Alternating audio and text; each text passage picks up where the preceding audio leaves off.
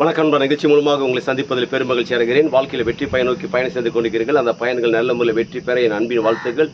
நீங்கள் நல்லா இருப்பீங்க. இப்போ இருக்கிறத விட 1000 மடங்கு அதிகமாகும்படி நம்ம சேனைகளை கர்த்தர் தாமே உங்களை ஆசீர்வதித்து உயர்த்துவாராக. அநேகர் இந்த நாட்களில் டல்லாக இருப்பது என்னென்றால், ஏகப்பட்ட பிரச்சனை சார், ஏகப்பட்ட போராட்டம் சார், எனக்கு ஆப்போசிட்டாக எல்லா இடத்துலையும் இருக்கிறாங்க சார். இங்கே கூட்டம், அங்கே கூட்டம், நான் வேலை செய்கிற இடங்களில், வியாபாரம் பண்ணுற இடங்களில், ஒர்க் பண்ணுற இடங்களில், எஜுகேஷன் டிபார்ட்மெண்ட்லையும், என்னோடய பிஸ்னஸில், என்னுடைய ஊழியங்களில், எந்த இடத்துல பார்த்தாலும் எதிர்ப்புகள் நிறைய இருக்குது சார். எதிர்ப்பு இல்லாமல் இல்லை கிடையாது. ஒவ்வொரு நாளும் எதிர்ப்புனா அதுவே எனக்கு மைண்டு ரொம்ப டிஸ்டர்பன்ஸ் ஆகுது என்று சொல்லி அநேகர் எண்ணுகிறீங்க. ரைட், ஓகே தான். ஆனால் கடவுளுடைய வார்த்தை சொல்லுது பார்த்தீங்களா, நீங்கள் உயிரோடு இருக்க நாளெல்லாம் ஒருவனும் உனக்கு முன்பாக எதிர்த்து நிற்பதில்லை.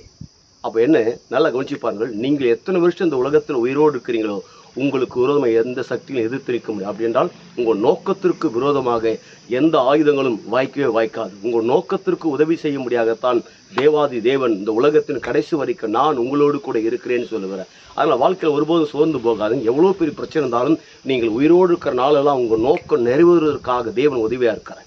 அப்போ நோக்கம் நிறைவேறுவதற்கு 1000 தடைகள் இருந்தாலும் தேவன் அந்த தடைகளை உடைத்து நீங்கள் செய்து கொண்டிருக்கிற எல்லா ஜாப்லேருந்து தேவன் மேலே கொண்டு வர அவர் நல்லவராக இருக்கிறார். பிரமாதமான நிலையில் நீங்கள் மேலே வர முடியும். அப்போ நீங்கள் செய்து கொண்டிருக்கிற காரியங்களை எதிர்ப்பு வருவதற்கு காரணங்கள் என்ன என்றால், இந்த உலகத்தில் உங்களை புரிந்து கொள்ளாது. ரெண்டாவது, நீங்கள் கற்றுக்கொள்ளாதனால.